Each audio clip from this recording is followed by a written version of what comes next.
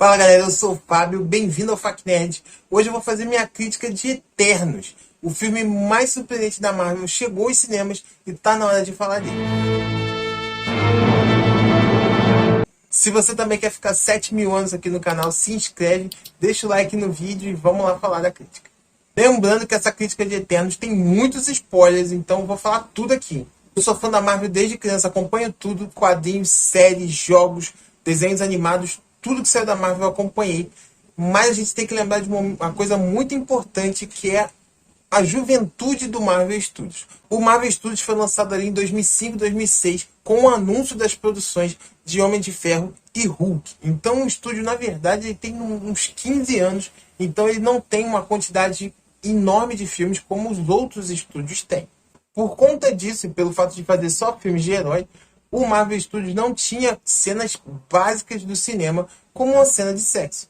Nesse ponto, Chloe Zhao e Kevin Feige inovaram muito com Eternos, não só tendo a primeira cena de sexo, como também tendo o primeiro beijo gay de um herói, que é o Phastos e o seu marido. Essa cena também conta com outro detalhe importante, já que o marido do Phastos chama ele de Habib, o que é uma referência romântica à cultura árabe, que também significa que ele pode muito bem ser descendente de muçulmanos, que é outro detalhe importante que o filme toca. Outro detalhe que o filme mostra, mas não se prende, é justamente a surdez da Makkari. Ela é utilizada no filme, inclusive de maneira a expandir os poderes dela, mas o filme não se prende a isso, assim como os transtornos que a personagem da Angelina Jolie, Athena, também passa. O filme ele te apresenta todas essas coisas, mas ele não se prende a nenhuma delas, porque ele quer tratar tudo com normalidade, para você entender que isso é normal da nossa vida.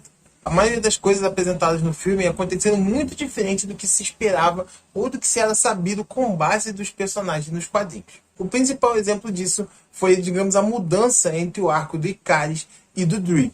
O Ikaris, um poderoso herói nos quadrinhos, foi transformado aqui num vilão por ele seguir cegamente as convicções dele de devoção aos celestiais. Enquanto o Druig, justamente por questionar demais essas coisas, ele não se torna um vilão como nos quadrinhos, e sim, ele se torna uma pessoa que procura entender qual a importância dele no mundo. Outro exemplo disso é o Kro, que ele foi muito mal desenvolvido nos trailers, porque aparentemente existiam muitas surpresas com relação a ele, mas é justamente o oposto. Ele é só uma figura de fundo para disfarçar o verdadeiro vilão, que é o Ikaris. Outras surpresas do filme foram justamente as mortes, tanto da Ajak quanto a do Gilgamesh. A Ajak tinha sido muito promovida em diversos trailers como a importante líder dos Eternos e matriarca deles, sendo a única deles que poderia conversar com os Celestiais. Mas ela, com 5 minutos de filme, ela já morre. Gilgamesh acaba morrendo em batalha por Kro, num combate terrível onde a Athena não conseguiu ajudá-lo. Outra surpresa do filme é exatamente essa, o fato da Athena não ter morrido. Muita gente esperava que a Angelina Jolie, por topar fazer um filme da Marvel e não ser a protagonista do filme, muito se estranhava e muito se questionavam se ela não estava no filme só para carregar uma heroína que ia acabar morrendo.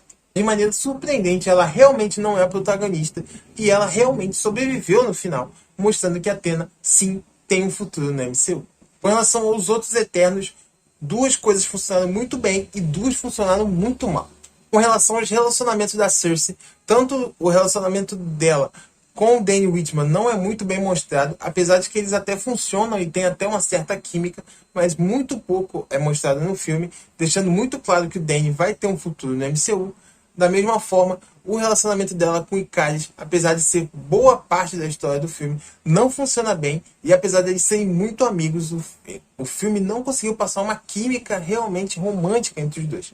Por outro lado, gostei muito do arco da Duende. Não só a atriz mostrou uma capacidade muito incrível de conseguir transmitir toda uma maturidade, apesar de ser muito jovem, mas também a própria Duende ser uma personagem de 7.000 anos de idade, totalmente presa num corpo infantil. Não só não podendo usufruir de toda a maioridade no mundo real, mas também não podendo ficar com o amor da vida dela, o Ikaris. Outro, entre aspas, foi o relacionamento surpresa do filme, a Makkari e o Druig, que deu muito certo.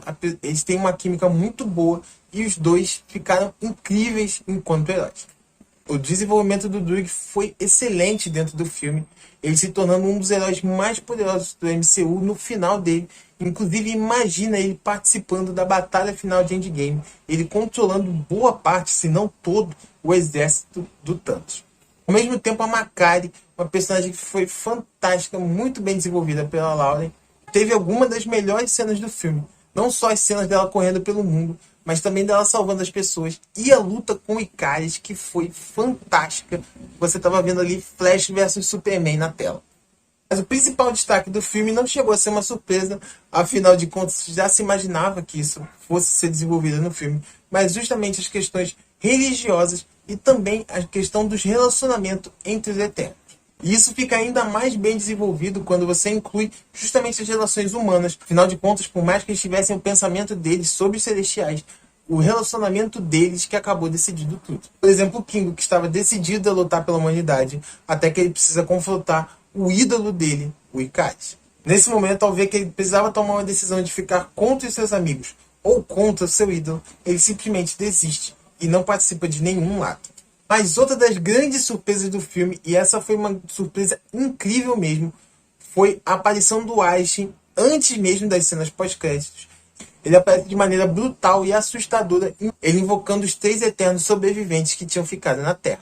Lembrando que a Duende ainda deve ter os poderes, acredito eu, mas agora ela deixou de ser uma Eterna, afinal ela vai envelhecer. Então ele leva a Cersei, o Kingo e o Phastos para efetuar o julgamento baseado nos pensamentos deles, para saber se ele deve destruir a Terra ou não. E essa é uma teoria minha das coisas que vão acontecer derivadas desse julgamento do Hades.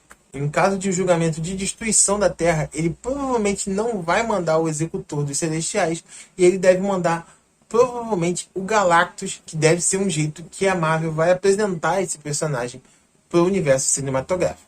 Afinal de contas, ia ficar muito parecido com o cinema você utilizar o Celestial Executor, depois fazer mais ou menos a mesma história com o Galactus. Mas tem uma outra possibilidade, que é o que eu acho que vai acontecer, e assim você ainda preserva o Galactus para o futuro filme do Quarteto Fantástico. É justamente o fato do Aishin fazer um julgamento de proteger a Terra e acabar concordando com os Eternos.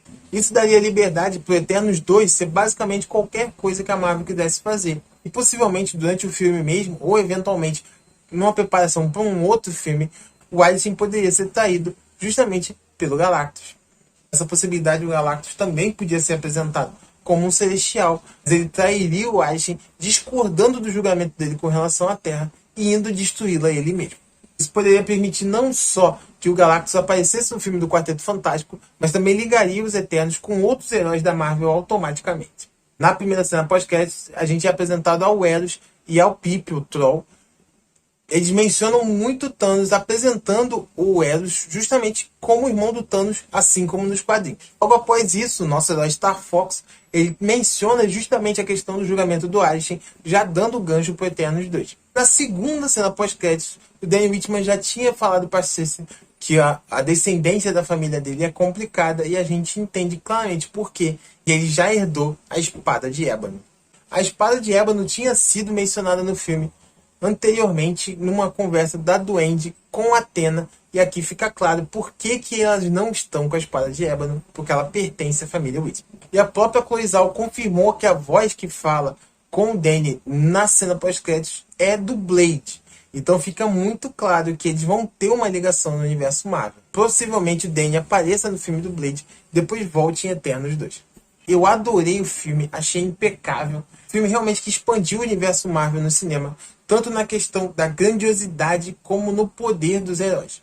Já que você chegou até aqui, mostra aí nos comentários que você chegou e responde essa pergunta aqui. Você acha realmente que o Ikaris morreu no sol? Se você gostou, curte o vídeo, se inscreve no canal, siga a gente nas redes sociais e até o próximo vídeo do Fac Nerd. Valeu!